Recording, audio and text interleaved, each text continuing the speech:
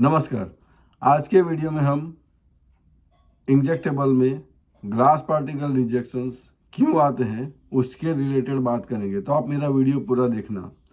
तो सबसे पहले तो अगर हम इंजेक्टेबल प्रोसेसिंग की बात करें, इंजेक्टेबल मैन्युफैक्चरिंग प्रोसेस की बात करें, तो वो स्टार्ट होता है वायल वॉशिंग से। अगर आप ready to use vials use नहीं कर रहे हो और अगर वहाँ वायल वॉशिंग मशीन हम यूज़ कर रहे हो और टनल यूज़ कर रहे हैं, तो वायल वॉशिंग मशीन से स्टार्ट होता है प्रोसेस। तो हम वायल्स को डी कार्टन करते हैं। उसको डी कार्टन करने के बाद उसका पहले एक इंस्पेक्शन करना जरूरी है, एम्प्टी वायल इंस्पेक्शन।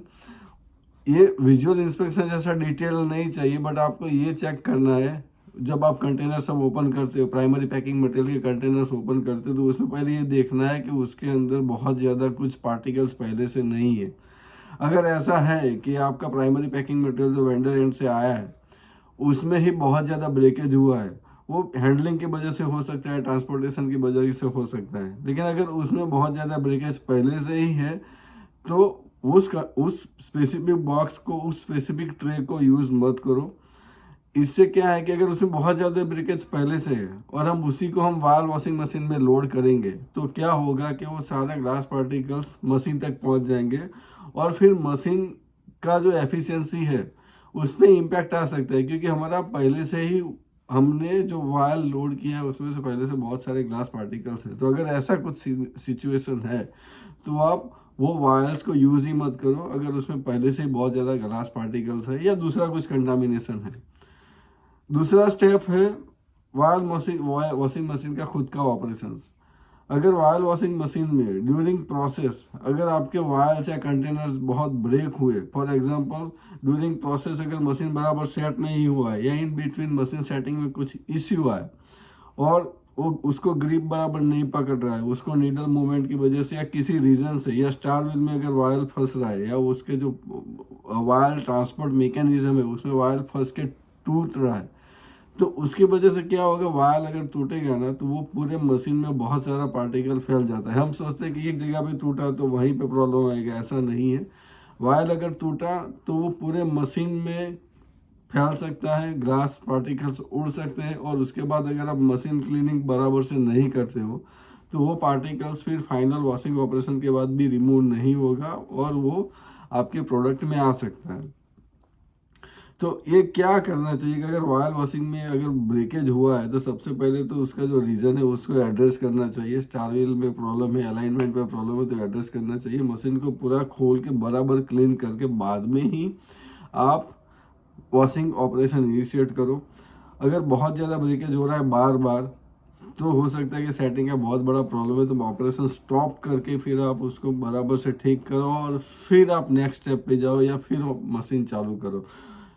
अगर ऐसा है तो आप मशीन को पहले मतलब थोड़े थोड़े जैसे 100-200 वायल रन करके मशीन का एक्चुअल बैच चालू करने से पहले 100-200 वायल रन करके देख लो कि वो वायल वॉशिंग मशीन में ज़्यादा कुछ प्रॉब्लम नहीं है। तो ये पहला रीज़न हो गया।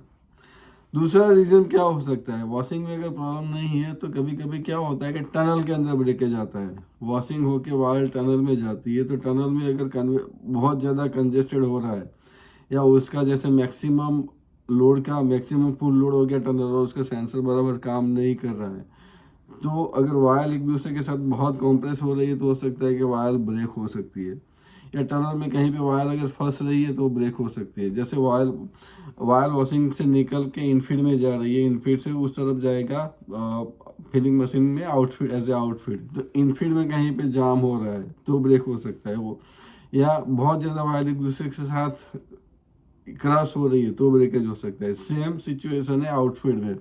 अगर आपका आउटफीड के अंदर अगर कंजेस्टेड हो रही है वायर तो हो सकता है कि ब्रेकेज हो सकता है। फिर उसका जो कन्वेयर मूवमेंट है उसमें कहीं पे अगर प्रॉब्लम है और वायर इन बिटवीन कहीं फंस रही है या उठ रही है, जब बहुत ज़्यादा कंजेशन से अगर ऊपर उठ के ब्रेक हो रही है तो क्या होगा कि वो ब्रेकेज की वजह से पार्टिकल्स हर जगह पे उड़ेंगे और आपका प्रोडक्ट में वो आएगा, क्योंकि उसके बाद कोई वॉशिंग ऑपरेशन नहीं है, उसके बाद कोई क्लीनिंग ऑपरेशन नहीं है टनल के बाद। तो दूसरा रीज़न टनल के अंदर कुछ प्रॉब्लम है तो वो हो सकता है। तीसरा रीज़न है फिलिंग मशीन के अंदर।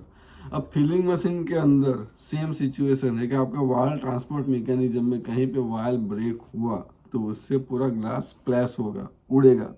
तो हो सकता है जैसे इनफील्ड के साइड में ग्लास ब्रेक हुआ और उड़ा, तो वहाँ पे जितने भी वाल्स है उसके अंदर वो ग्लास उड़ के जा सकता है। वो केस में अगर आपने पूरा उसको क्लियर नहीं किया तो आपके प्रोडक्ट में ग्लास पार्टिकल्स आएंगे।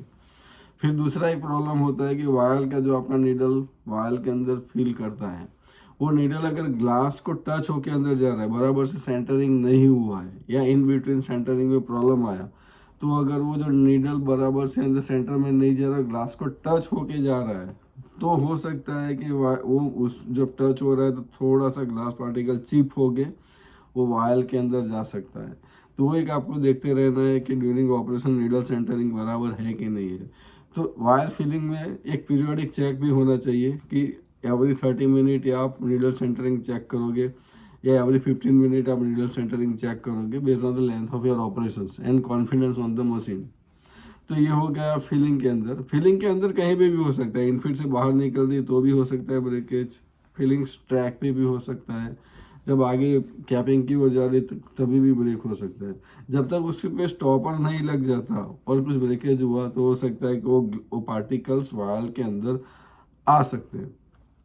तो ये problems on the filling machine. अब आते हैं कैपिंग मशीन के ऊपर। अब कैपिंग के ड्यूरिंग कैपिंग स्टॉपर लगने के बाद उस पर एल्यूमिनियम सील लग के कैपिंग होता है। बट अगर कैपिंग प्रेशर बहुत ज़्यादा है और वो प्रेशर की वजह से जो वायल का नेक है उस पर प्रेशर पड़ता है और नेक ब्रेक होता है, जैसे स्पेसिफिकली ट्यूबुलर वायल है तो वो थोड़ा सॉफ्ट होता है, ट्यूबुलर वायल मतलब थोड़ा पतला होता है, वो शायद उसमें ब्रेक होने के चांसेस ज़्यादा है अगर उसमें बहुत ज़्यादा प्रेशर पड़ा। मोल्डेड वायल कंपैरेटिवली थिक होता है, कंपैरेटिवली स्ट्रॉन्ग होता है। तो ट्यूबुलर वायल है और उसमें अगर कैपिंग में बहुत ज़्यादा प्रेशर पड़ता है तो हो सकता है कि अराउंड द नेक वो वायल ब्रेक होगा और उसकी वजह से ग्लास पार्टिकल प्रोडक्ट में जा सकता है। तो one of the reason is during capping. Capping के टाइम पे वायल में ब्रेक हुआ, अंदर नेक में ब्रेकेजेस होते हैं तो ग्लास आपके इंजेक्टेबल प्रोडक्ट आपके वायल के अंदर आ सकते हैं। तो ये जो मेन रीज़न है, ये सारे रीज़न जो मेन रीज़न है कि जिसकी वजह से ग्लास पार्टिकल वायल के अंदर आ सकते हैं। फर्दर ऐसा हो सकता है कि आपका ग्लास और प्रोडक्ट के साथ रिएक्शन है, उसका बराबर से डेवलपमेंट स्टडी नहीं हुआ है और ग्लास को इम्पैक्ट कर रहा है और चिपिंग हो रहा है, तो प्रोडक्ट रिएक्शन विद ग्लास की वजह से कभी कभी ये प्रॉब्लम आ सकता है कि आपका वायल चिप होके वो प्रोडक्ट में आ सकता है। लेकिन ये बहुत रेयर है, अगर प्रोडक्ट डेवलपमेंट में इवेल्युएट नहीं हुआ तो ही ऐसा हो सकता है, बट बहुत रेयर है ये रीज़न। तो ये कुछ जो रीज़न हो सकते हैं मैंने डिस्कस किए हैं कि ग्लास पार्टिकल्स रिजेक्शन इंजेक्टेबल में क्यों आ सकते हैं by taking example of vial. दूसरे ग्लास कंटेनर्स के अंदर भी सिमिलर रीजंस हो सकते हैं, जैसे एम्प्यूल है तो उसमें सिमिलर रिजेक्शन। आप रेडी टू यूज़ कर रहे हो, रेडी टू यूज़ वायल्स अगर यूज़ कर रहे हैं तो उसके अंदर हो सकता है कि आपका जो वायल वॉशिंग और टनल ऑपरेशन नहीं है, लेकिन दूसरे हैंडलिंग की वजह से उसमें ग्लास पार्टिकल रिजेक्शंस आ सकते हैं।